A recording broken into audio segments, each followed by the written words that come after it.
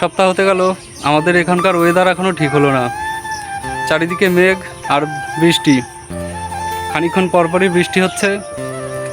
আর চারিদিকের অবস্থা দেখো, পুরো জলমগ্ন হয়ে গেছে। আর আমাদের এখানকার নদীতে পুরো জলে ভরে গেছে বৃষ্টির জন্যে। আর এখানে পাশে একটা পুকুর আছে, পুকুরের থেকে বেশি জল আমাদের এই নদীতে এখন। এই নদীর এই রাস্তার ধারেই কিন্তু এখানে চাষবাস করা হয়, যেহেতু এখন জল চলে এসছে। আর ওইখানে দেখো পাট চাষ করা হয়েছিল, সেই পাট এখন মাথা সমান জলে নেমে কাটতে হচ্ছে। তাহলে ভাবো কত পরিমাণে বৃষ্টি হয়েছে।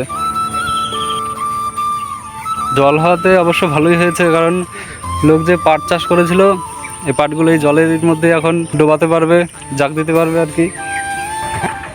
পুরো নদীটা জলে পরিপূর্ণ।